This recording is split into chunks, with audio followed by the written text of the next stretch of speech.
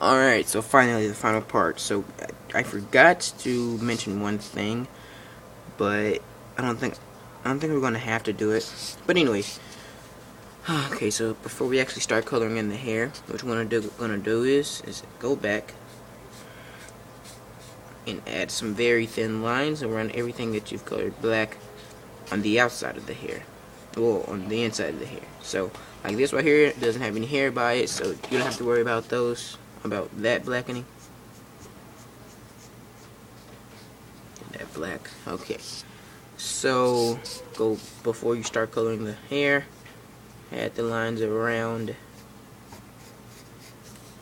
that too, because since this is going to be black and that's going to be black, we're going to need some lines around it.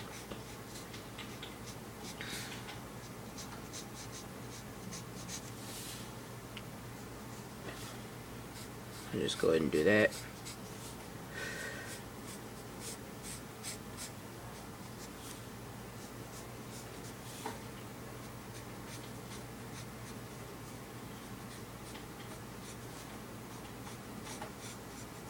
And last little section of lines. Alright. So now the reason you do this is because people can get confused if you don't do the black like around the lines. You have to do that so that you can show like that's a shadow and hair, not just all hair right there. And like that's one section of hair and this is the other section, not all just one like section. So that's why you do that. So the first thing you're gonna want to do is start coloring. Before you start coloring, make like a dark line around the head so that you don't go like into the head when you're coloring. Let's do that. There we go. What I do recommend doing, of course, is getting a bigger marker, because this marker is probably gonna take me a while to. It's probably gonna take me a while to do this with this kind of marker, but you know I'm using it now, and I don't have a bigger marker on me, so I have no choice but to use this marker. Color with the side though, if you are using it. Don't do this right here. Color to the side, because it'll keep it pointy and it helps you like not go outside of the lines. It really helps a lot. So just go ahead and color that black.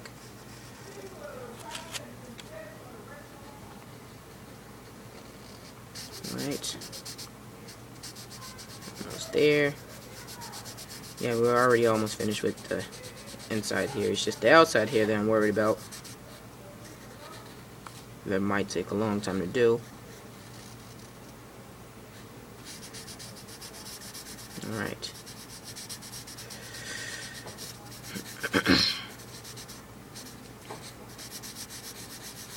Don't worry, I will show you guys how to like draw a female on the side and from behind, but just not in this video, or like, you know, it's gonna be a while before I show that. When it gets to a point to where I have to start, like when I start adding a lot of girls in my comic book, then I'll, you know, start showing that. Because as of right now, Sinners only has one girl in it. Well, two, because the zombie girl in chapter 2, but that's it. And I really do hope this tutorial helps, by the way, because it's for beginner.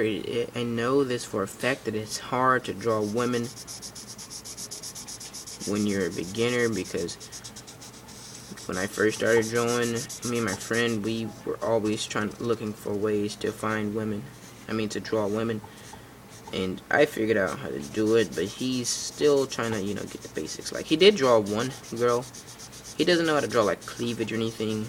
Like, when he draws girls, he just adds eyelashes to indicate that it's a girl. But, like, without those eyelashes, you would probably think it was a boy. So, that's the inside here. So, let's go into the outside here. So, just add these little lines here. Add them out here. Like I said, you just darken the line so that you don't go outside of the lines and end up like having black on the inside of her. Well, on her body, I should say.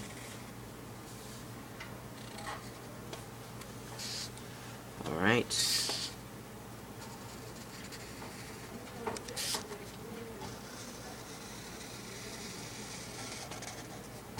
One of the baddest things to me, one of the baddest things in doing a drawing tutorial is messing up on camera. That is not good. I know I'm going offline. I really don't care though. Just, you know. Alright.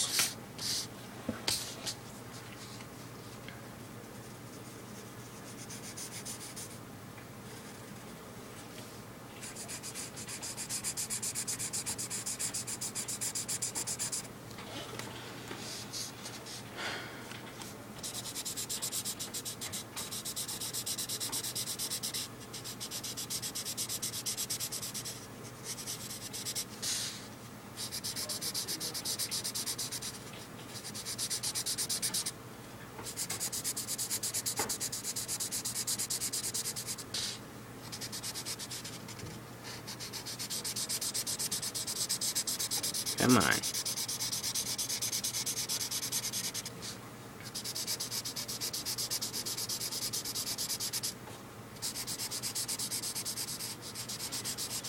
So, for those of you with bigger markers, bless you, because it really gets irritating if you don't have a big enough marker.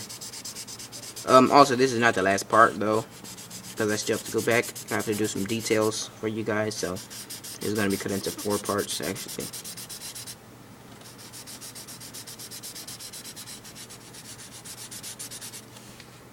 So yeah.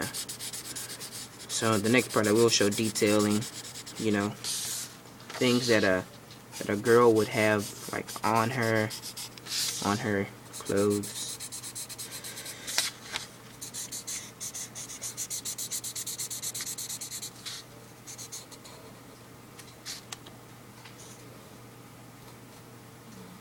Got the dark line around the bow. There we go.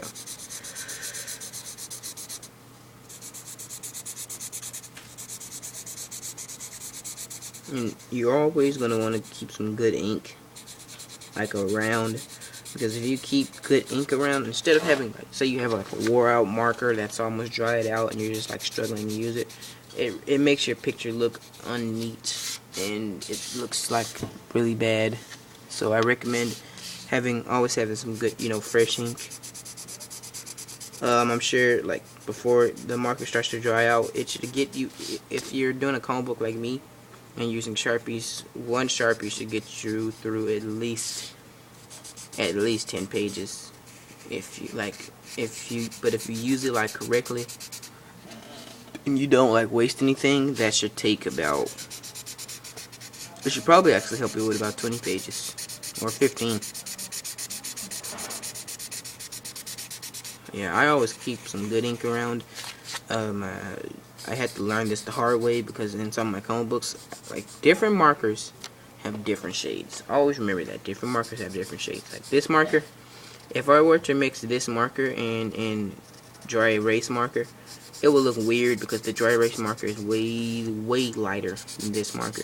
Or if I were to mix the dry erase marker with a Crayola color marker, then it will look weird because they have different shades. So yeah.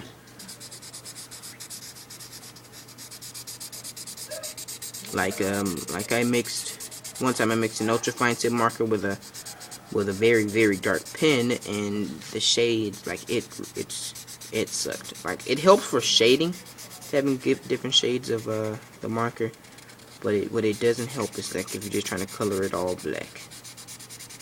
So yeah.